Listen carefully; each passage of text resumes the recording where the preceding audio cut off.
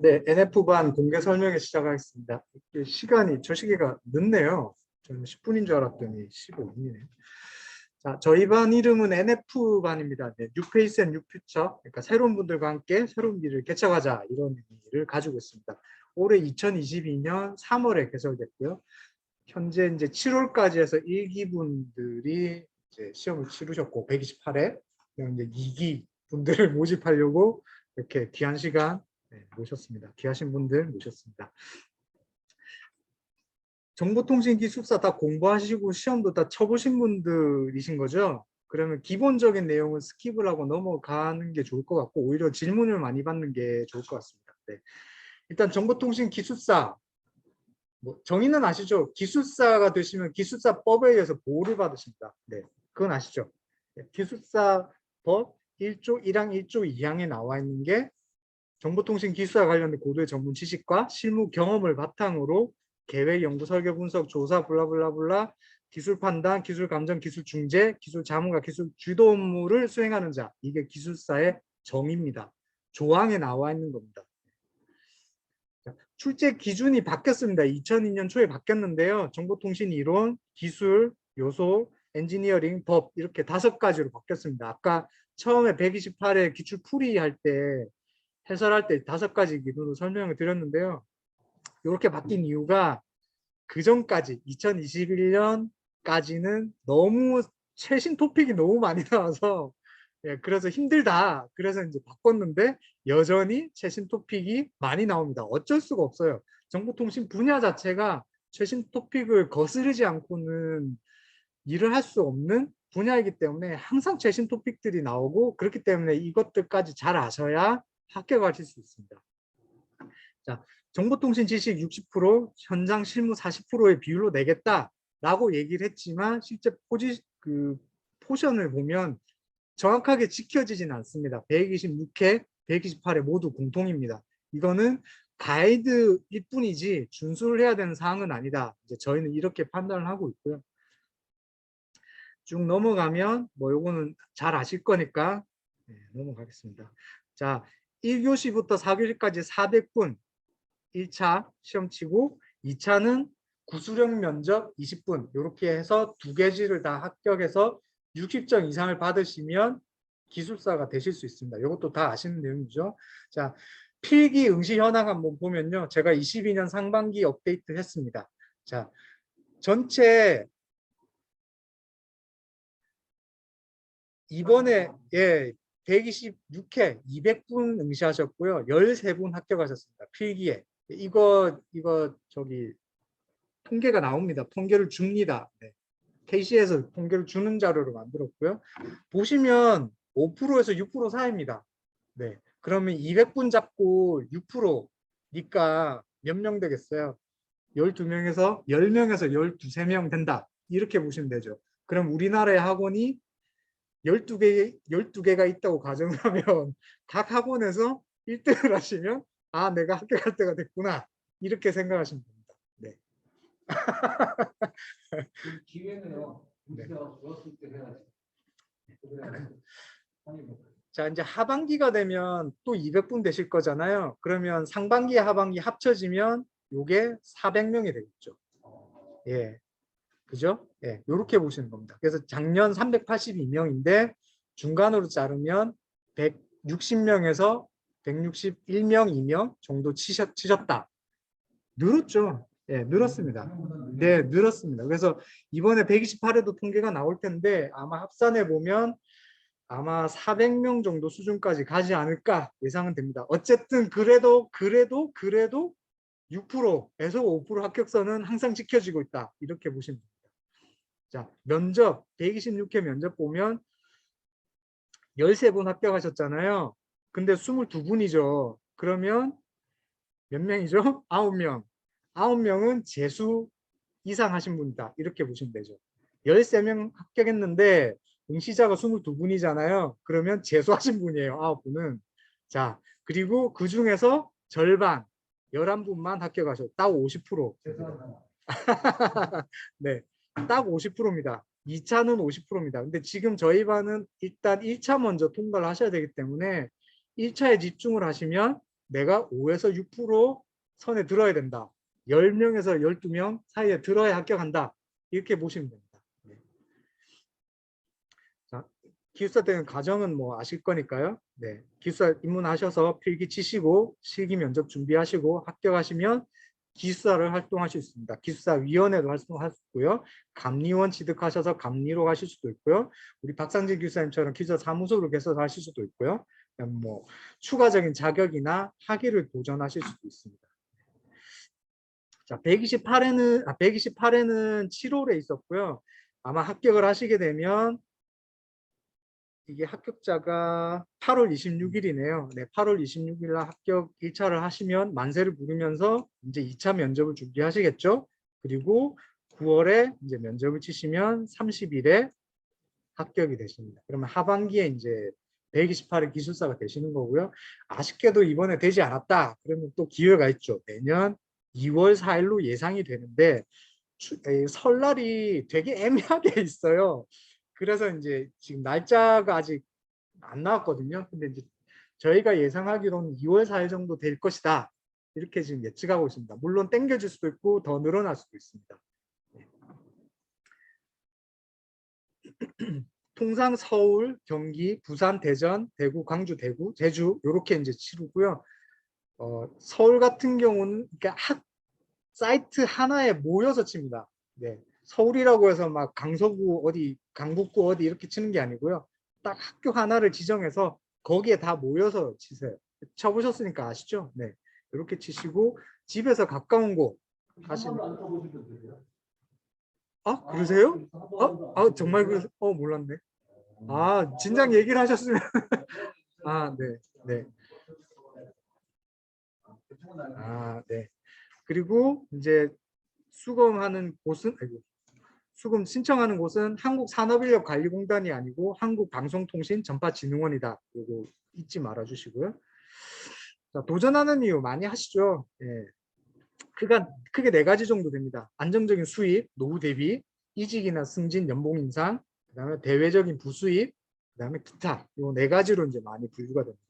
대부분 노후 대비입니다. 50세, 45세 이후가 되면 이제 직장에서도 설 자리가 위태위태해지잖아요. 우리 탑건 매버릭의 톰 형처럼 이제 뭐 드론이 뭐 파일럿을 대체한 시대가 올 것이다 뭐 이런 얘기하고 막 그러잖아요. 그럼 저도 뭐 비슷한 연배라 나이라 이제 노후 대비 그리고 직장에서 이제 내부적 기술을 따면 승진 같은 거 많이 될 수도 있고 더 좋은 곳으로 이직을 할 수도 있고요.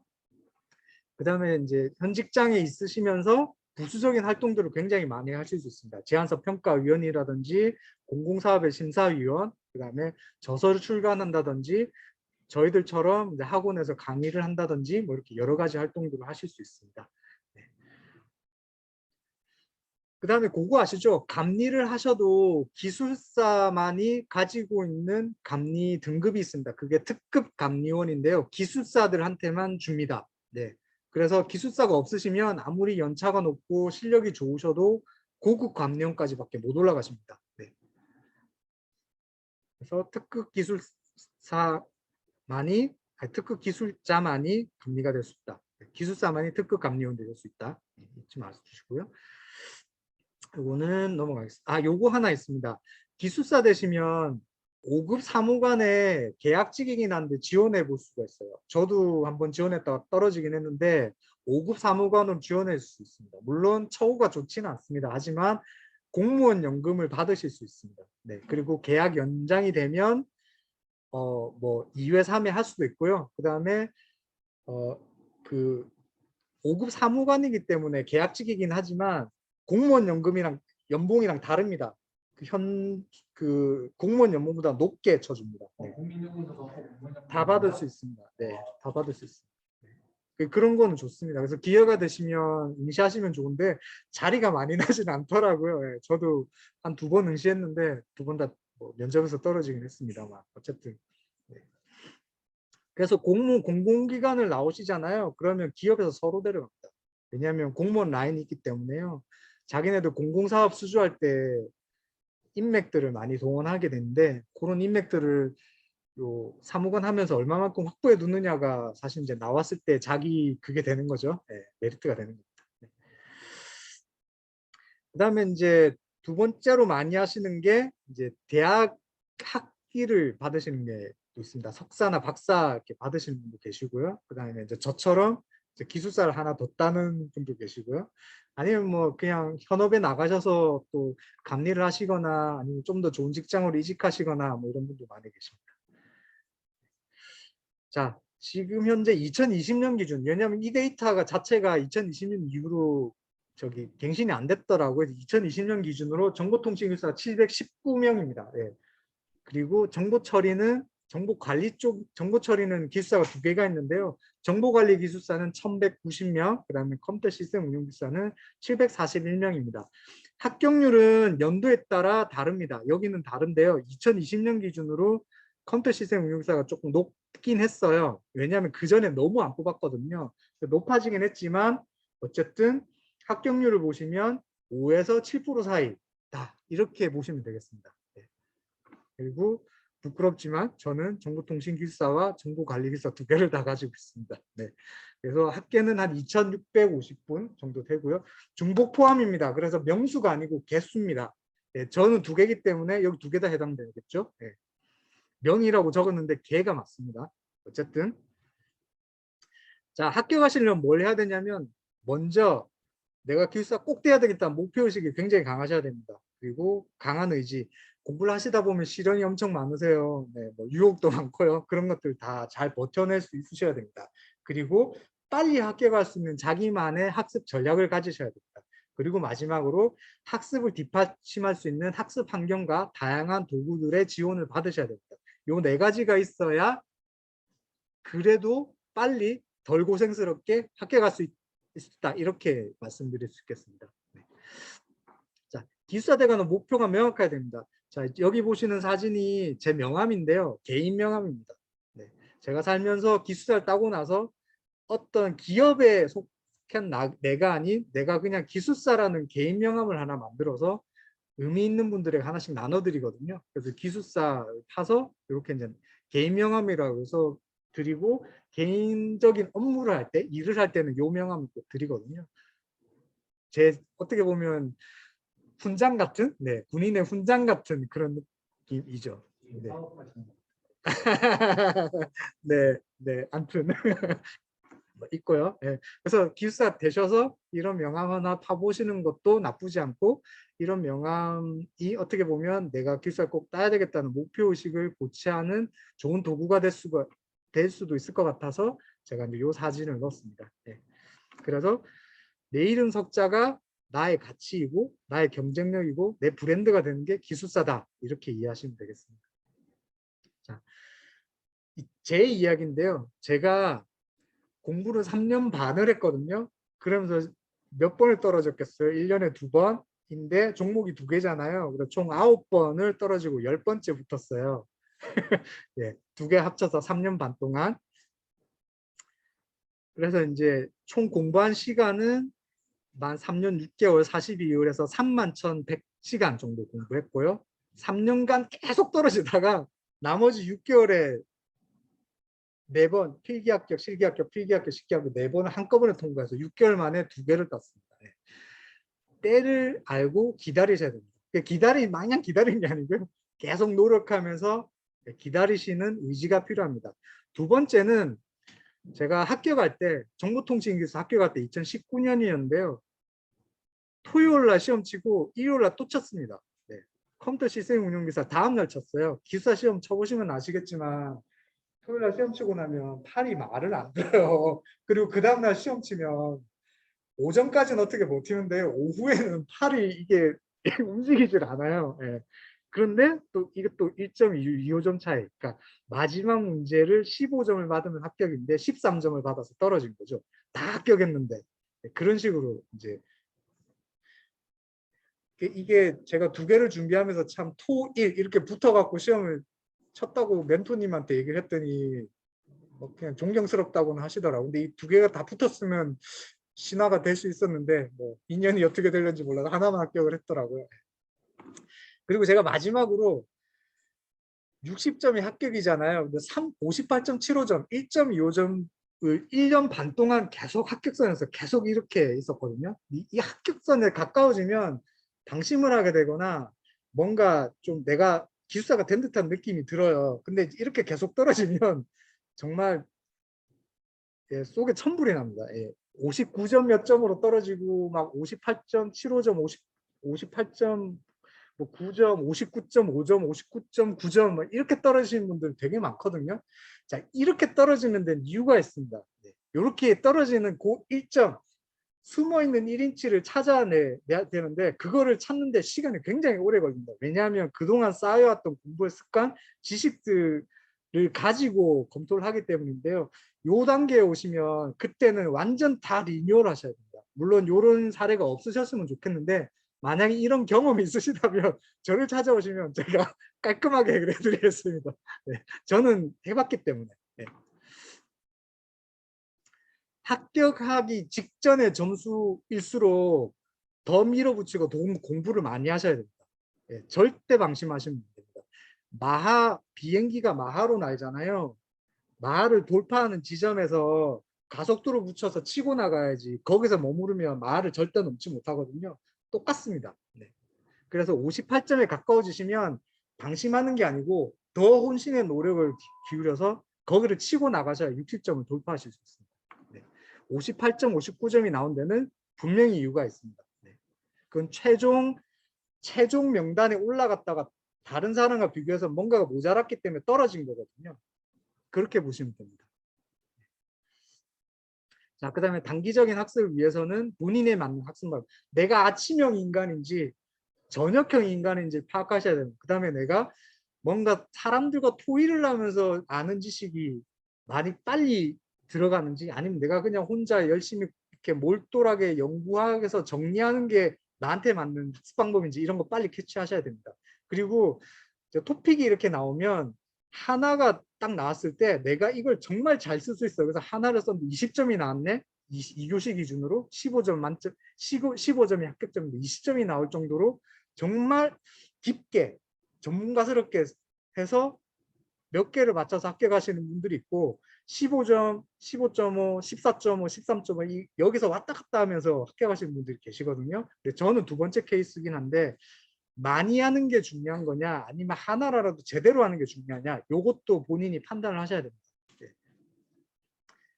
그 다음에 자신의 장점하고 약점을 굉장히 잘 하셔야 됩니다. 그래서 내가 모르는 문제 나왔는데 이거 모른다고 이렇게 막 회피하거나 이러지 마시고요. 잘 쓰신 분들 거 찾아가지고 모사 똑같이 뺏기시던지 그걸 그대로 딱딱딱 외우시던지 해가지고 그 사람들만큼 아는 것처럼 쓰실 줄 알아야 합격하실 수 있습니다. 그래서 내 장점이 뭔지 내 단점이 뭔지 이런 거 아셔야 됩니다. 그리고 마지막으로 쓰는 시험이잖아요. 내가 답안지를 쓰고 제3자가 매기는데 자 매기는 사람 기준에서 내 답안지에 뭐가 문제가 있는지를 빨리 캐치하셔야 돼요.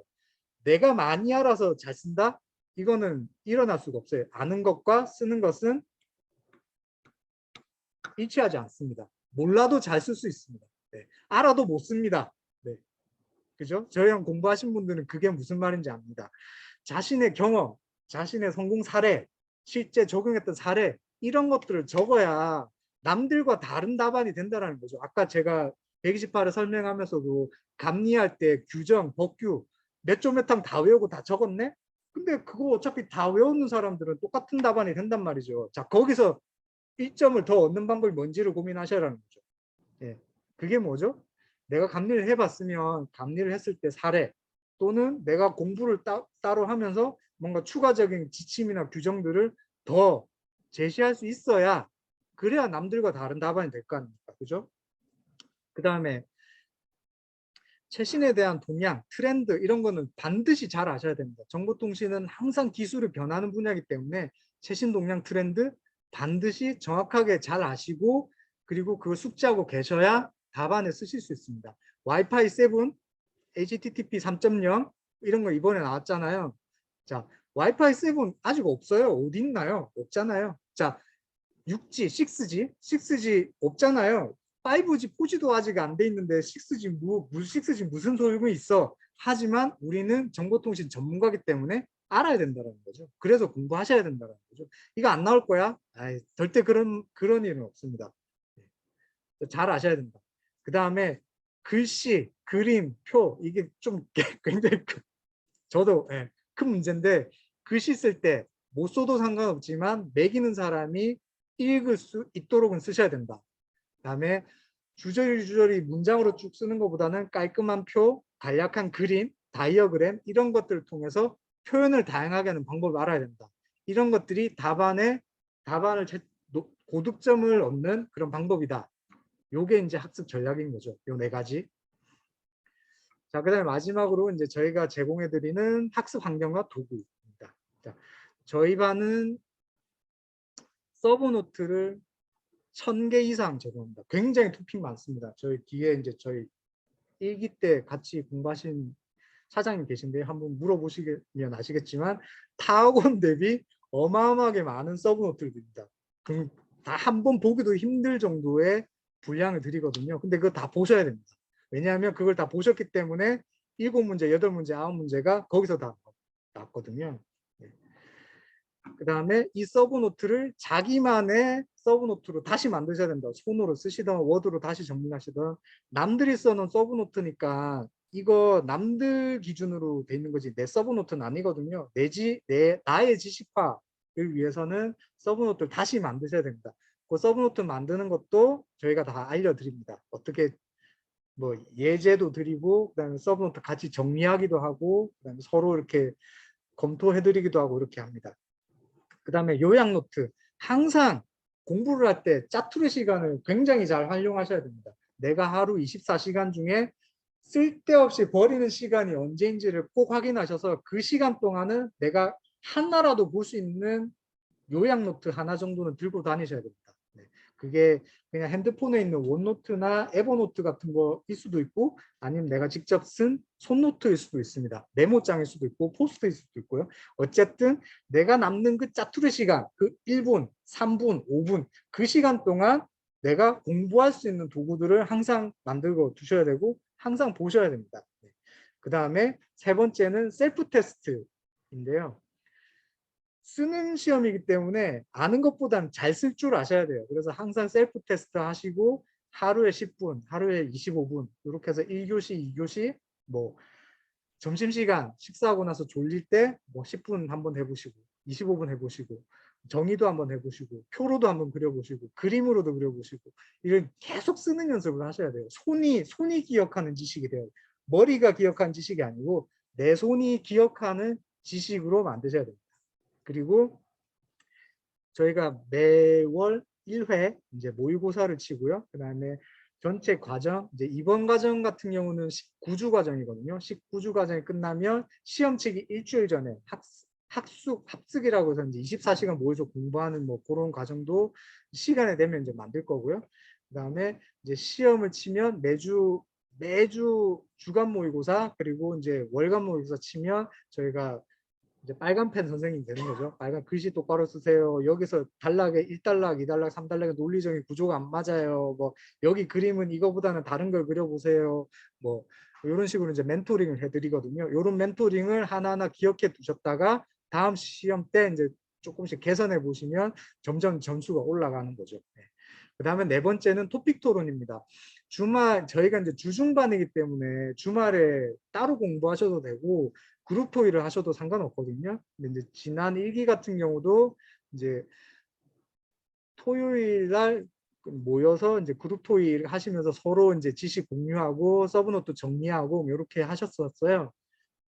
요런 토픽 토론들 이제 서로 이제 저기 주제 정리해서 서로 발표하고 뭐 교환하고 뭐 이런 식으로 많이 하셨는데 이런 토픽 토론들 굉장히 많이 도움된다. 왜냐하면 저도 정보통신 정보관리 쪽에 있지만 제가 하는 일은 되게 제한적이거든요. 그러면 내가 경험해보지 못한 분야에서 일하시는 분들이 분명히 있을 거예요. 자, 그분들이 얘기하는 걸 내가 들어. 그리고 그걸 내가 답안지에 쓰네? 자, 그러면 남들과 차별화된 답안이 될까 안 될까요? 자, 우리가 책을 읽는 이유, 공부를 하는 이유는 내가 경험하고 내가 지식화되지 못한 것들을 간접적으로 알기 위해서잖아요. 마찬가지입니다. 토픽 토론도 마찬가지입니다. 내가 경험해 본 지식을 남들에게 전파하는 것 더하기 남이 경험해 본 지식을 내가 습득하는 것. 이게 토픽 토론의 목적이거든요. 그래서 혼자 하는 것도 중요하지만 토픽 토론도 굉장히 중요하다. 그래서 서로 정보를 교환하고 서로 도와가면서 공부를 하셔야 이제 많이 도움이 된다. 이렇게 생각하고요. 마지막으로는 수시로 특강이나 추가 자료들을 계속 드립니다. 네. 왜냐하면 저희 RTP 같은 경우는 정보 관리하고 컴퓨터 시스템 응용도 같이 운영하기 때문에 특허래 논문, 그 다음에 어떤 동향 리포트 이런 자료들이 굉장히 쏟아지거든요. 그거 다 제공해 드리니까 아마 타 학원에 비해서 최신 토픽, 그 다음에 어떤 출제 경향 이런 것들은 절대 뒤처지지 않을 거고요. 자신 있게 말씀드릴 수 있는 거는 자료가 없어서 공부를 못했어요라는 소리는 안 나옵니다. 네. 저희가 드린 자료를 다 못 봐서 못 풀지언정 자료가 부족해서 공부를 못했어요라는 얘기는 안 나오게 해드릴 자신 있습니다. 자, 그다음에 이제 저희 멘토 소개인데요. 네. 요거는 그냥 넘어가겠습니다. 네. 자신한테 맞는 멘토를 찾으시면 좋겠다. 요 지시하면 되고요. 자, 저희 반의 특징은 수요일, 금요일 진행하는 평일반이기 때문에 학생 수가 그렇게 많지는 않습니다. 네. 하지만 소수 정예로 운영합니다. 그래서 1대1 학습이 가능합니다. 멘토만 2명이잖아요. 그럼 10분 오신다고 가정해도 5분씩은 케어할 수 있거든요. 그러면 1대1이 맞춤형이 가능하세요. 네. 그 다음에 기존의 정보통신 학원이 뭐가 약하냐면요. 정보 보안이란 최신 ICT 기술 쪽이 약해요. 특히 인공지능 나오면 쥐약이거든요. 근데 제가 있지 않습니까? 네. 제가 정보관리이기 때문에 인공지능, 정보보안, 최신 토픽 네, 제가 다 커버해 드릴 수 있으니까요. 네, 믿고 맡겨주시면 되겠습니다. 그래서 최신 토픽 나왔는데 못 썼어요. 네, 그런 얘기 안 나오죠. 왜냐하면 제가 8문제, 9문제를 맞췄지만 네, 대부분 최신 토픽 쪽에서 이슈 되는 것들 다 찍어낸 거거든요. 근데 다 나왔잖아요. 네, 자신 있게 말씀드릴 수 있습니다. 그 다음에 답안 쓰기에 집중해서 이제 해드립니다. 왜냐하면 주간 모의고사를 통해서 수, 금 이렇게 오시잖아요. 수요일도 시험 치고 금요일도 시험 칩니다. 네. 그러면 일주일에 2번 치시는 거잖아요. 그렇게 해서 19주를 한다고 생각해 보세요. 네. 못 쓸 수가 없어요. 못 쓸 수가. 출석만 하시면 못 쓸 수가 없어요. 처음에는 멍하게 앉아 있을 수도 있어요. 근데 끝날 때 되면 다 쓰세요. 네. 1교시 10분씩 10문제, 2교시 25분씩 4문제. 이거 끝날 때쯤 되면 아마 중간 정도 지나면 다 쓰실 거예요. 네. 처음 초보자 기준으로. 네. 그리고 그것뿐이겠습니까? 한 달에 한 번 모의고사 칩니다. 그 모의고사는 이제 기존에 공부했던 거에서 나오기도 하지만 최신 토픽들을 다 반영하고 어떤 논문이나 신문 기사 이런 쪽에서도 또 발췌해서 나오기 때문에 이제 시험장에서 내가 모르는 문제를 접했을 때 당황하지 않고 쓸 수 있는 그런 스킬들까지 얻으실 수 있습니다. 네. 그 다음에 이제 저희 RTP 잘한 뭐 특징이라고 하면 RTP 카페가 있고, 그다음에 RTP 동영상 사이트가 있죠. 네, 그 다 열어드립니다. 그래서 정보통신뿐만 아니고 정보관리, 그다음 컴퓨터 시스템 응용 쪽에 있는 자료까지 다 오픈해 드리니까요. 그 수강한 기간 내에서는 뭐 마음대로 쓰실 수 있도록 이렇게 해드립니다. 네. 그리고 출석을 못 하시는 분들이 계세요. 줌을 열어서 줌으로 이제 매주 저희가 단톡방을 하나 만들어서 그 줌 주소를 공유해 드리거든요. 그럼 혹시나 이제 못 오시는 분들은 사무실이나 집에서 이제 줌으로 접속해서 실시간으로 수업을 들을 수 있고, 지금처럼 요 수업한 동영상을 녹화를 해서 itp.co.kr 사이트에 올려드리면 그거를 수강을 하셔도 상관없습니다. 네. 그래서 뭐 원격으로 이렇게 하고 있다가 질문 있으면 질문도 이렇게 하시고, 뭐 하다못해 이제 줌이 이렇게 반전 기능이 있어서 저희가 칠판에 글씨를 썼는데 줌으로 봤더니 글씨가 거꾸로 나오는 거예요. 그럼 네, 글씨가 거꾸로 나와요. 이러면 이제 네, 저희가 다시 해주 그런 뭐 것도 있었습니다. 자, 그래서 이제 말씀드린 것처럼 자, 처음 시작하는 분들은 기본반이고요. 그래서 기본 토픽만 하시면 49점 이상은 받으실 거고요. 그다음에 중급반은 55점, 그다음에 심화반은 59점까지를 받는 것을 목표로 해서 1대1 학습을 진행해 드립니다. 네. 그다음에 저희 토픽은 정보통신이론, 통신망 기술, 요소기술, 엔지니어링, 복규 이 5가지 외에 정보 보안과 최신 IT 기술들을 추가적으로 더 드리고 있습니다. 그리고 강의하고 주간 모의고사만 잘 나오셔도 최소 53점은 나오세요. 그다음에 모의고사까지 치시면 한 57점까지 나오시고 마지막 파이널 라운드까지 소화를 하시면 58점, 59점까지는 나오십니다. 네. 그리고 뭐 60점 합격되시고 이제 1차 합격이 되시면 제가 2차 실기반은 따로 없는데요. 저희한테 따로 연락을 주시면 저희가 2차 면접까지 다 봐드립니다. 네.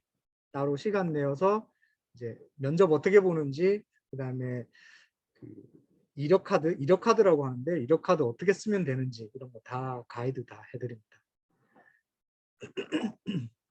자, 그래서 최적 학습의 환경을 제공하는데 1000개 이상의 서브노트, 그 다음에 itp.co.kr에 정보통신하고 정보관리, 컴시움과 관련된 동영상, 그 다음에 자료 다 드리고요. 줌을 통해서 이론 수업, 실시간 모의고사, 멘토링 다 진행해드립니다. 그 다음에 ITP 카페에 주중 모의고사와 강의 자료, 그다음에 수업 자료 카페 이렇게 운영해서 진행하고 있습니다. 타학원하고 비교해 보면 일단 아직은 반의 규모가 크지 않기 때문에 기본반, 중급반, 심화반이 같이 섞여 있다 이렇게 보시면 돼요. 그래서 뭐 거의 합격 수준이신 분이 오시면 처음에는 좀 뭐 수업만 하니까 지겨울 수도 있는데요. 토픽 수가 기존 학원보다 엄청 많기 때문에 새로 오실 거라고 저는 장담하거든요. 네. 그래서 공부하시기 바쁘실 겁니다. 지금 심화반 수준의 분들이 오시더라도요. 그다음에 정보보안이나 최신 IT 기술 이쪽으로 토픽이 굉장히 많습니다. 네. 이것만 공부하셔도 뭐 한 학기가 훌쩍 가버리실 정도로 자료를 드리고요. 그다음에 수업이 끝나면 카페에 자료 공유하고 수업 동영상 드리고 멘토링 줌으로 다 진행해 드립니다. 주간 모의고사는 말씀드렸지만 수요일, 금요일 주 2회 다 치고 1대1 멘토링, 모범 답안하고 해설집 다 제공해 드립니다. 그다음에 시험 전에는 이제 19주 과정인데요. 정확하게 한 달은 아니고 5주 정도 되거든요. 5주 단위로 이제 월간 모의고사를 따로 칩니다. 그다음에 파이널 라운드는 합숙이라고 해서 3일에서 시험 치기 3일에서 5일 전에 이제 모여서 24시간 공부하는 과정이 있습니다. 그리고 ITP 쪽에 있는 논문, 최신 동향, 전자신문과 같은 자료들을 무료로 다 제공해 드립니다. 자, 개강일은 9월 14일입니다. 9월 14일부터 9주 기본 과정, 그 다음에 9주 심화 과정 해서 2월 3일 날 끝나게 되어 있습니다. 9월 14일은 오리엔테이션을 진행할 건데요. 학습 범위나 준비물, 그 다음에 처음 시작하시는 분들을 위한 답안 작성법 이런 것들을 강의할 예정입니다. 그래서 19주 과정으로 준비하였습니다. 그리고 이제 여기는 8월 6, 원래는 설명회를 8월 6일에 하려고 그랬는데 저희가 홍보가 늦어가지고 8월 10일 날 진행하게 됐네요. 그 다음에 설명회는 한 번 더 있습니다. 9월 9일인가 한 번 더 있는데요. 그 설명회는 다시 한번 공지 드리겠습니다. 자, 그래서 이제 주차별로 쭉 나와 있는데 1주차는 14일 날 오리엔테이션에서 0주차고요. 21일부터 추석 지나고 이제 본격적으로 공부를 하시는 거죠. 저녁 7시 반부터 10시 반까지 진행합니다. 주간 모의고사, 답안 멘토링, 서브노트 강의까지 다 합니다. 이 시간에 하고요. 첫 번째 주 통신 이론부터 시작해서 광통신, 정보통신망, 정보보안, 방송, 무선위성, 이동통신, 엔지니어링, 최신 ICT 이렇게 해서 9주차로 돼 있고 지난 1기 때는 정보통신망이랑 정보보안을 한꺼번에 했었어요. 근데 토픽량이 너무 많아서 이게 소화가 안 되더라고요. 그래서 이제 주로 나눴습니다. 정보통신망 따로, 정보보안 따로 이렇게 했습니다. 그렇게 해서 9주차로 늘렸고요. 3회, 4회, 5회 실전 모의고사 각각 있고 2월 4일 기준으로 이제 전주가 파이널 라운드주, 합숙주라고 보시면 되겠습니다. 1주차부터 18주차까지는 이제 그 수강 낸 비용으로 되고요. 그다음에 모의고사하고 파이널 라운드는 별도 비용이기 때문에 요거는 참석하실 분들만 결제하시면 되겠습니다. 네. 자, 페이지 1에서는 기본 과정하고 중급반 정도 과정인데요. 7시 반에 시작해서 모의고사 50분치입니다. 1교시 기준으로 5문제, 2교시 기준으로 2문제 풉니다. 그 다음에 나머지는 주간 모의고사 해설 10시 반까지 쭉 진행합니다. 그리고 이제 수시로 서브노트 강의랑 멘토링 뒤에서 이제 따로 해드리고요. 서브노트 강의가 사실은 이제 그 주에 해당되는 서브노트 강의를 대충 다 한 번씩은 다 간단하게라도 훑어드리고 가거든요. 빼놓거나 하진 않습니다. 네. 간단하게 정의나 뭘 봐야 되는지 체크포인트 정도만 묻고 쭉 지나가니까요. 예. 그렇게 이해하시면 되겠습니다. 네, 질문을 이제 그때 서브노트를 미리 공부를 하시면 질문들이 생기실 거잖아요. 그러면 이제 강의할 때 이제 질문을 이렇게 하시는 거죠. 네. 그다음 페이지 2에서는 시험 시간이 늘어납니다. 페이지 2에서는 동일한 커리큘럼 한 번 더 도는데요. 이때는 시험을 많이 칩니다. 그래서 주간 모의고사 100분 칩니다. 수요일에는 1교시형 10문제, 그 다음에 금요일에는 2교시형 4문제 이렇게 칩니다. 그 다음에 주간 모의고사 해설하고 토픽 심화 학습입니다. 그 주에 만약에 통신이론을 했다 그러면 통신이론에서 최근 기출된 문제 기준으로 꼭 알아야 되는 것들을 따로 뽑거나 아니면 최신 트렌드 기준으로 반드시 알고 넘어가야 되는 토픽들을 다시 한번 리마인드 시켜드립니다. 그리고 강의 장소인데요. 강의 장소는 여기가 이제 대치 아지트고요. 요 옆 건물의 3층에 가시면 네, 선능 아지트가 있습니다. 그리고 이제 마지막으로 저희가 멘토진인데요. 이제 여태까지 떠들었던 저는 김정우 기술사이고요. 네. 저는 넘어갔어요. 네, 박상희 기술사님이십니다. 네. 그리고 신청하는 사이트는 여기 나와 있으니까 수강 신청하고 이제 수강 신청을 하시면 결제를 하시고 결제를 하고 네, 여기서 이제 결제하시면 되고요. 이게 주가 늘어나서 금액이 올랐네요. 그다음에 우와. 그다음에 이제 이 수강 신청하신 다음에 정보 관리 쪽 동영상을 열어드려야 되거든요. 그런 것들은 여기 이제 여기 사이트에 가셔서 학습지원센터 가서 네, 다 열어드립니다. 네, 그래서 이제 여기 Q&A인가? 아마 여기 가셔서 글 남겨주시면 관리자가 열어드릴 겁니다.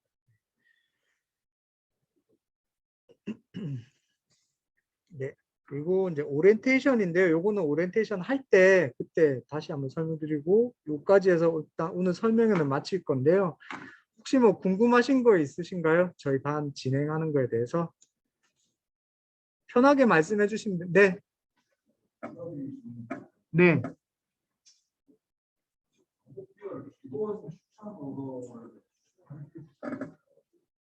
과목별 추천 도서요? 아, 기본 도서를 보는 것도 좋긴 한데 개인적으로 서브노트에 다 정리가 되어 있어서 굳이 도서를 보실 필요는 없다고 생각이 되긴 합니다. 네. 네. 네. 네. 그렇죠. 맞습니다. 네. 네. 아, 맞습니다. 네, 네. 네. 네.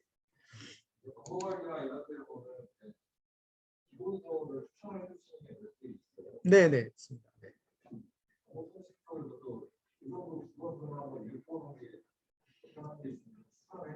네.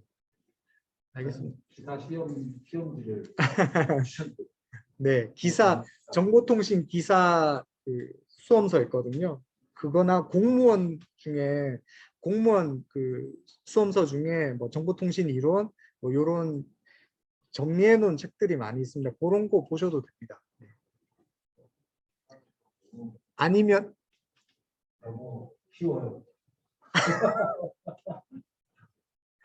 아니면 뭐 저기 대학 강의하는 뭐 그런 제일 좋은 거는 너무 연구 논문 네. 사이트가 있어요. ISB나 논문 같은 거를 제일 하거든요. 그걸 보는 게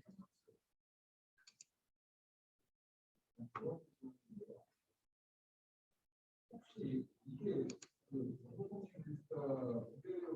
이렇게 수학적인 그 내용들이 들어가는 게 문제들이 있는 것 같아요. 아주 가끔 나오고. 네. 그거를 준비를 하는 것이 포기를 해야 되는 네. 그거는 한가점이 있습니다. 그걸 풀어가지고 그건 정답이 있는 거거든요. 그거는 그 정답이 딱 나오면은 도전하시고 열심히 풀었는데 안 나와. 그럴 바엔 포기하시는 거 맞습니다.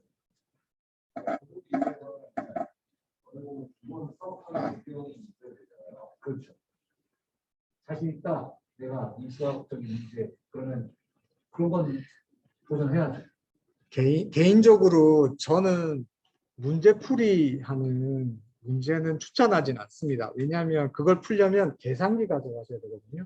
그 다음에 답만 푸시는 게 아니고 계산 과정에 대한 절차를 다 답안으로 쓰셔야 돼요. 그거 잘 쓰실 수 있으면은 하시는 거고요. 그러기 위해서는 연습을 엄청 많이 하셔야 돼요. 하지만 그렇게 해서 맞추고 답을 잘 쓰셨다고 해도 15점이거든요. 네. 그러니까 네. 25점 주는 것도 있죠. 정말 잘 쓰면.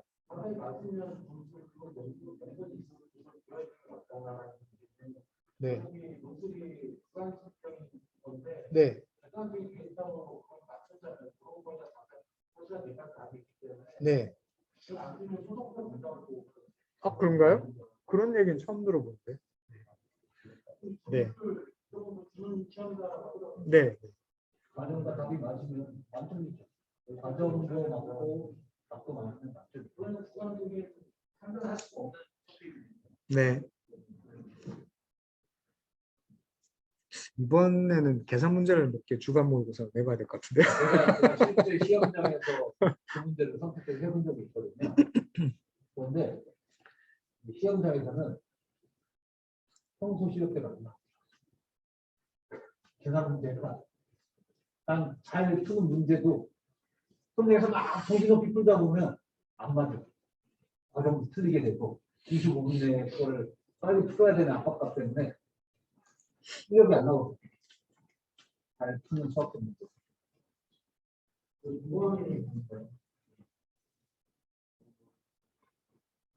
기본적으로 저는 기본 토픽 많은 을 원래 여기 이게 가지가 있으면 가지를 먼저 돌도 넣지 않은 쪽으로 만들고 그 안에다가 입상을 뜨듯이 싹을 튀어나가는 쪽으로 나가는 건데 토픽을 많이 하는 것도 좋은데 토픽이 많이 되고 또 없는 상태에서 입상을 지수로 넣는다고 해서 이게 우리는 문장으로 나가거든요. 뭐 토픽이 많은 건 좋은데 그게 머릿속에 있는 이게 아이들하고 이렇게 자기 나무처럼 구조적으로 이렇게 좀 이렇게 아이들을 만들어 보일 수 없는 토픽의 포함된 이거는 뭐 보조 토픽이 포함된 것도 같습니다. 이거 아니면 그냥 가져가는 거. 만들면 이제 정말대로 있으면 거기서 이제 중요 토픽 거기서도 그걸 응용해 시리즈도 나눠주시는 거예요. 그렇게 아이들을 만들어서 또 시험한다는 아이들을 또 알아요. 그 다음에 노래를 뭐가 있고 이게 포함된 뭐 이런 식으로 이렇게 지정이 되면은 이게 딱 있을 때 아직 딱 머릿속에 이렇게 정리가 되면서 그에 대한 탑픽에 대해서 본인이 이제 본인이 될수 있다는 걸 하거든요. 네. 그러면 이제 프로그램에 들어가는 자, 지금 본인 만드는 거긴 한데 네. 이런 내용이 포함이 되면 네. 수련적인 본인이 인포를 잘 되는 거예요. 네, 설명드릴게요. 이게 저희 반 분들한테 공유해드리는 학습 자료거든요. 서브노트, 기출풀이, 모의고사, 특강자료, 주별학습, 출제 모의고사 하면 참고자료 쭉 드리는데요. 저희가 서브노트 1000개 이상 드린다고 했잖아요. 자, 여기 정보통신망이 뭐냐면 디지털통신 TCP/IP 얘기하는 겁니다. 자, 여기 보시면 넘버링이 붙어 있고 카테고리로 돼 있죠.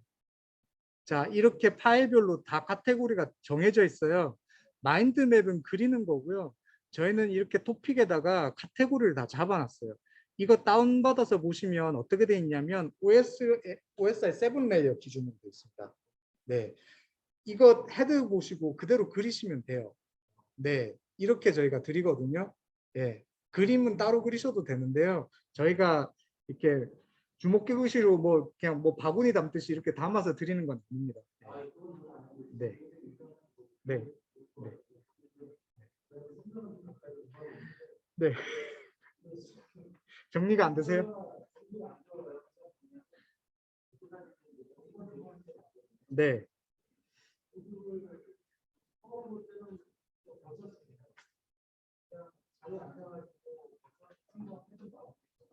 네,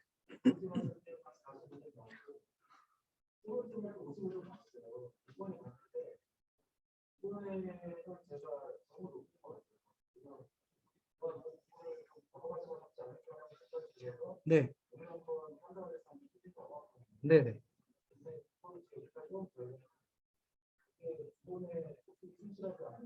네.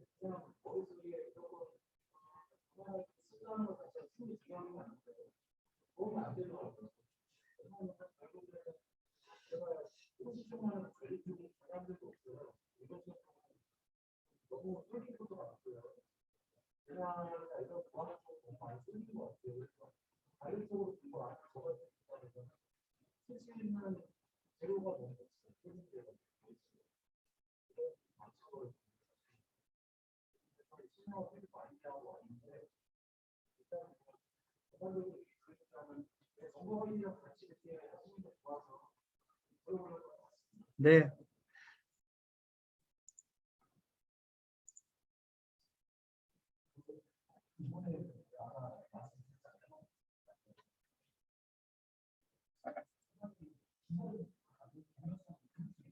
네.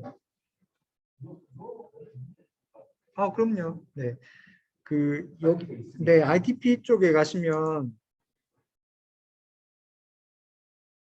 여기 시즌 1이 있어요. 이건 이제 저희 이전에 기술사님들이 촬영한 건데요.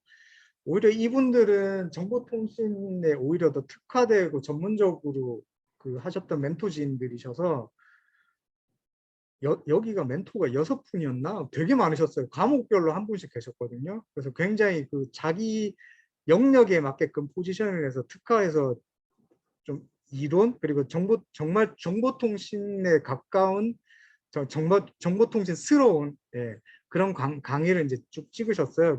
요것도 공유를 해드리고요. 그다음에 시즌 2가 있죠. 요게 저희가 상반기에 했던 강의거든요.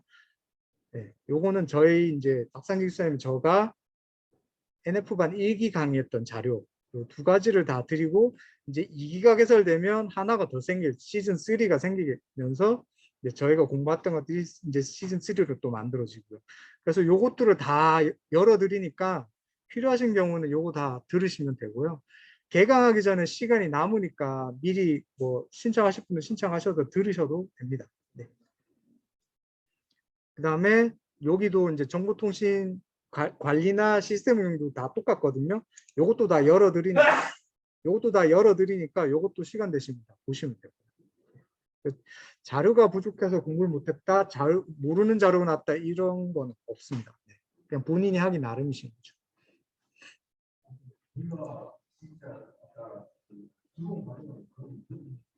네, 네.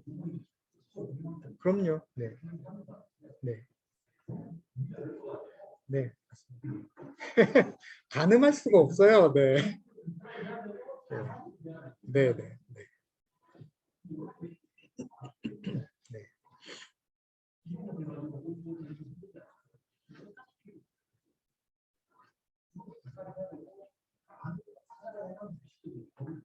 네, 맞습니다. 네. 차장님 이번에 거의 합격선에 가깝게 나올 거라고 생각합니다. 아니 합격선 가까이 나가. 네, 네,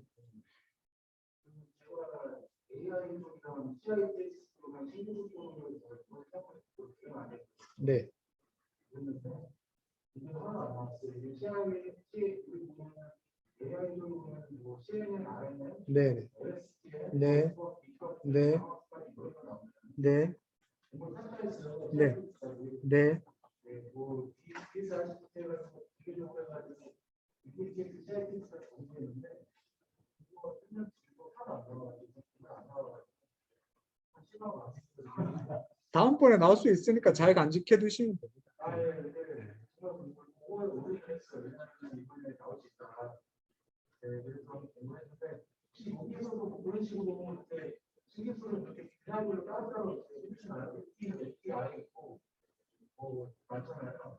예측 이런 이 정도 정해져가 있고 분야별로 신기술 추정하면은 분야별로 어느 분야에 어떤 토픽에서 거기 나올 수 있을 만한 걸 토픽별로 가는 거죠. 네, 지금 이제 최신 ICT 쪽은 클라우드, ICBMA라고 하잖아요. 그죠? 네, 클라우드, IoT, 블록체인, 그다음 빅데이터, 그다음 인공지능, 기계학습 뭐 말씀하신 거 다 있고요. 그다음에 두 번째 가면 네, 그다음에 알고리즘, 네, 인공지능 산업, 그다음에 지리정보, 위치정보, 교통 관련된 서비스, 재난, 뭐 가상현실, 메타버스, 4차 산업혁명, 뭐 이런 최신 토픽들 다 다루고요. 네. 그다음에 정보 보안 쪽 보시면 규정부터 시작해서 법령, 개인 정보 암호화, 뭐 암호 알고리즘, 인증 및 통제, 그다음에 해킹, 그다음에 관리적, 물리적, 기술적 보안 기술들, 그다음에 그 정보 보호 시스템, 네, 해킹 기법들 다 나와 있고요. 그다음에 그 통합 보안 시스템, 뭐 파이어부터 시작해서 보안과 관련된 관제 시스템, 보안 관리 시스템, 그다음에 보안 인증 체계, 뭐 네트워크 보안, 시스템 보안, 소프트웨어 보안, DB 보안 다 다루고 있습니다. 그래서 아마 요 정도 토픽이면요. 좀 전에 마셨던 것처럼 공부를 했는데 안 나왔어요는 될 수 있지만, 예. 안 나올 수 있죠. 안 나올 수 있는데 언젠가는 나오거든요. 또 그래서 이제 계속 공부를 그냥 하시는 거예요. 어차피 자기 거니까요. 예, 계속 너무 실망하지 마시고. 이번에 사용지 상황이나 시스템 같은 거 시스템 같은 것도 상황이 많이 변하는데 그런 거 이렇게 스프레이 같은 거 사실 이제 저희가 그냥 딱 받아가지고 시작하다가 쓰는 상황이 변화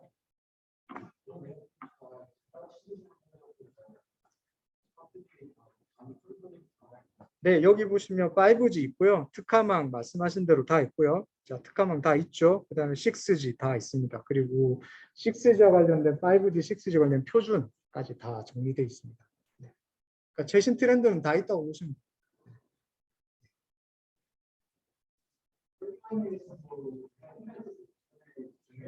네.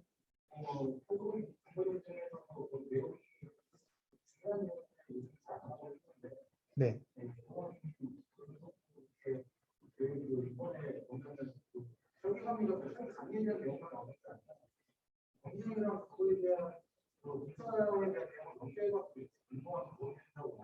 네.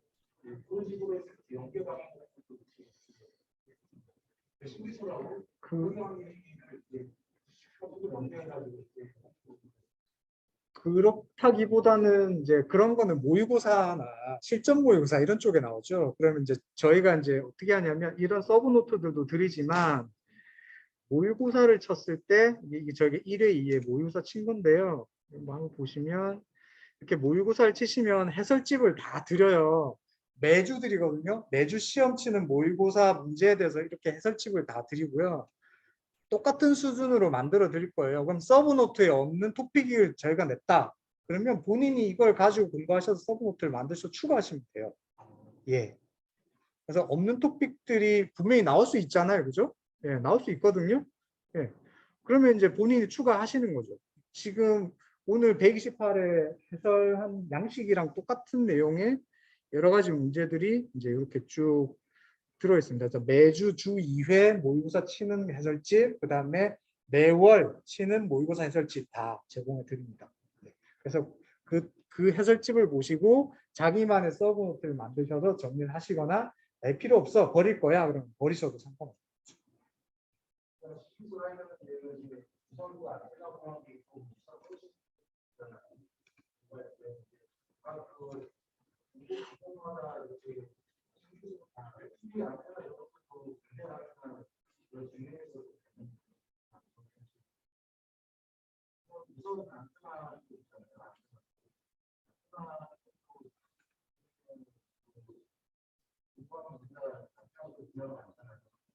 네. 네.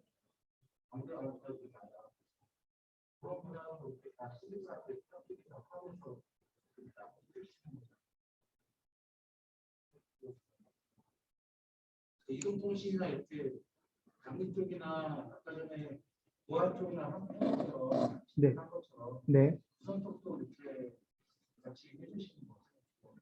네, 그때마다 안 될 때 되게 좀 나으니까 오히려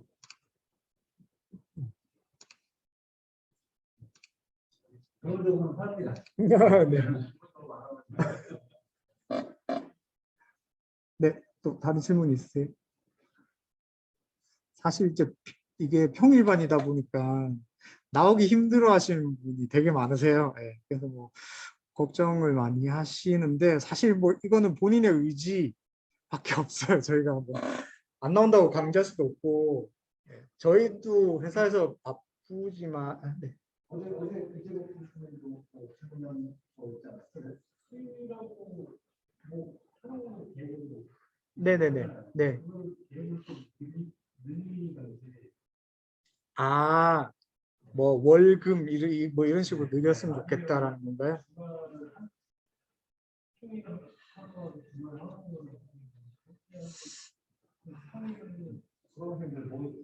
그죠. 네. 아, 네. 네.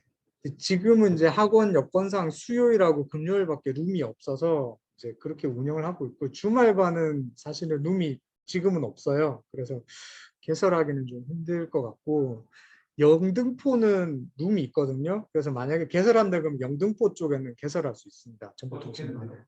아, 그러세요? 네. 그래서 이제 개설할 수 있는데 거기도 영수가 되어야 한두 명으로 안 될 것 같아서 영수가 되는데 일단은 이제 수금을 기준으로 움직인다 이렇게 보시면 될 것 같습니다.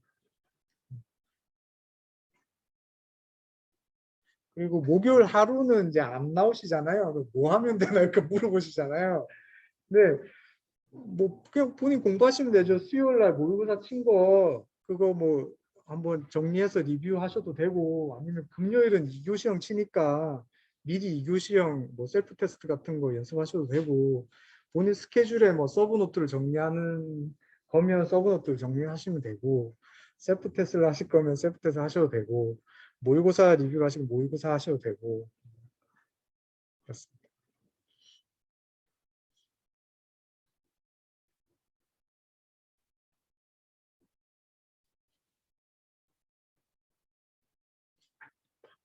녹화되는 거예요? 네,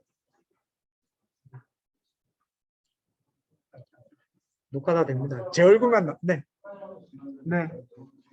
아이 괜찮습니다. 네. 네.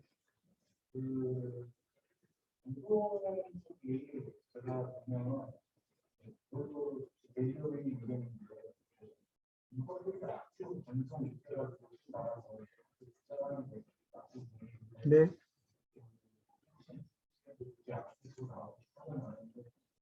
그렇게 시험에 중요한 공통 쪽이 거의 AP 3.0 일시에 25년 위치를 네.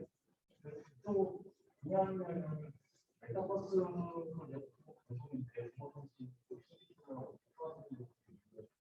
그래서 메타버스가 방송이라고요? 아닌데요. 네. 너무 신기스레 꽂히는 시 같은데. 네. 네. 그래서 그 방송에서 네. 앞에 나이를 안 하고 그냥 이번에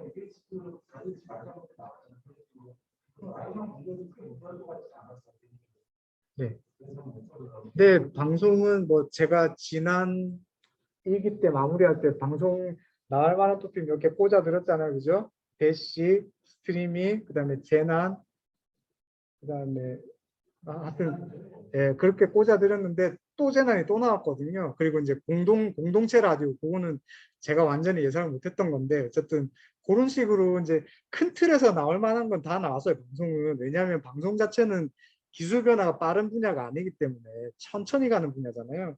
그러다 보니까 나올 수 있는 토픽은 제한적이긴 해요. 하지만 그래도 이제 현재 흐름에 맞는 문제들이 나온다 이렇게 보시면 되죠. 그래서 크게 보면 이제 재난, 그다음에 H 스트리밍 이제 크게 보면 그 두 개의 트렌드, UHD 포함해서 네. 그래서 UHD 기반의 재난, UHD 기반의 스트리밍 서비스 이런 식으로 나오는 거죠. 그렇게 보시면 됩니다. 근데 그 기술을 알려면 그 요소 기술을 알려면 전송에 대한 이론, 엠팩에 대한 원리 이런 걸 아셔야 답을 쓸 수 있는 거지. 그 그냥 쓰신다고 해서 예, 공부한다고 해서 아실 것 같지는 않은데요. 방송 시스템은 전체 구조, 영상을 압축하는 원리, 음성을 압축하는 원리, 방송에 대한 시그널에 대한 시그널링 구조 이런 걸 아셔야지 UHD까지 쓸 수 있으신 거잖아요. 하늘에서 뚝 떨어진 기술이 아니잖아요.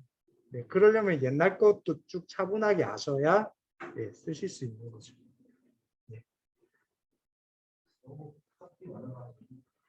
아마 토픽에 뒤에 네, 뒤에 계신데 한번 여쭤보세요. 토픽 때문에 아주 공부하시기에 정말 지루하지 않게 엄청나게 많은 토픽을 네, 다 피가 되고 살이 되는 토픽입니다. 왜냐하면 저는 이걸로 이거보다 더 많은 토픽 저는 이건 통신인 거고 관리는 더 많을 거 아니에요. 데이터베이스 없잖아요. 여기 IT 경영 없죠. 소프트웨어 공학 없잖아요. 그것까지 다 했어요. 제가 한 2,000 거의 3,000개의 토픽을 했거든요. 예.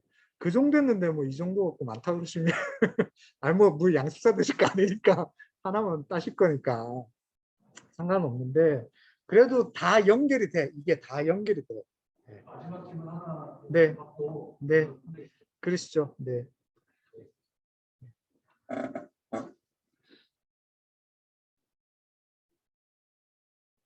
질문이 없으시면 글씨 못 쓰시는 분 글씨 잘 쓰세요. 제가 글씨를 엄청 못 썼거든요. 글씨 학원을 다녔어요. 3개월을 글씨 교정하는 거 그런 것도 가르쳐 드립니다. 알려드렸죠 제가? 네, 그 글씨의 원리가 있어요. 고시체라고 하는 글씨체를 쓰는데 그 글씨를 쓰는 원리가 있어요. 그 원리를 알려드리면 그대로 연습만 하시면 돼요. 그래서 여기도 나와 있는데요. 뭐 부끄럽지만 이렇게 고시체 쓰는 자료도 드려요. 네. 네. 교시 이렇게 입성사들이 있으면 1교시는 한 페이지 반, 한 페이지 반, 한 페이지 반. 2교시는 세 페이지 반에서 네 페이지 네. 나오는데 네. 근데 그걸 꼭 안 비치면 아예 저기 실전 시험 볼때 그 그들이 내수가 계산해갖고 필터링 한다고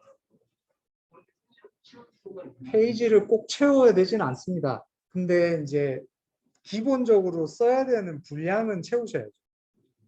예. 그게 1페이지 이상. 정보통신은 답안지가 작습니다. 정보관리 쪽보다 답안지가 나중에 이제 수강하시면 두 개 비교해 드릴 텐데요. 정보통신은 답안지가 작아서 정보 관리하시는 분들이 쓰면 거의 1교시 기준으로 거의 2페이지까지 나오거든요. 10분 동안 쓸 수 있는 게. 그러니까 1.5 칸이 훨씬 큽니다. 정보관리 쪽이. 칸이 큽니다. 네. 저기 답안지 나중에 있는데 한번 보세요. 네, 저기 앞에 있거든요. 네, 한번 보시면 페이지 답안지 자체도 큽니다. 그리고 이제 통신은 위로 올리잖아요. 네, 관리 쪽은 옆으로 넘기거든요. 네, 다릅니다. 보시면. 그래서 기본적인 분량을 채웠느냐에 따라서 그러니까 답안지를 채점할 때 어디든 그렇지만 400명, 그러니까 200명 기준으로 잡았을 때 4교시면 800건이잖아요. 그죠? 그럼 저 답안지 800권 세워져 있다고 생각해 보세요. 어느 정도 될까요? 근데 그거를 얼마 만에 매기나요? 일주일 안에 매기잖아요. 일주일에서 2주일 안에 매기잖아요. 그것도 3명이 매기잖아요. 그러면 3분의 1씩 잘라서 매길까요? 800권을 3명이 다 매길까요? 다 매겨야죠. 그래야 3명이 각각 점수를 매기고 그걸 평균을 내는 거거든요. 나누기 3을 하는 거니까. 예. 그렇지 않습니까? 그러면은 얼마나 빨리 봐야 되겠어요. 엄청 빨리 보는 거거든요. 채점할 때. 예. 그러면 읽기 편안해, 잘 쓰네, 분량 채우네 그런 것도 필등 당연히 하죠. 예. 예. 당연히 합니다. 그러니까 답안을 쓰실 때 항상 말씀드리는 게 쓰는 사람 기준으로 답을 쓰지 마라. 매기는 사람 기준으로 답을 써라. 보고 안 하세요? 사무실에서 보고하시죠? 보고하는 보고서 만들 때 임원분들이나 팀장님한테 주저주를 써가면 던지잖아요. 예. 내가 이거 말고도 하는 일이 얼마나 많은데 내가 이걸 일일이 보고 내가 다 확인을 해야 되겠니? 아니면 네가 깔끔하게 정리해서 내가 의사결정할 수 있는 포인트만 가져갈 수 있게 하겠니? 항상 그렇게 얘기하잖아요. 그 마인드로 답안을 쓰셔야 합격을 한다는 거예요. 예. 그래서 쓰는 거랑 아는 거랑 다르다라는 거죠. 예. 네네. 그럼요. 네. 또 질문 있으세요?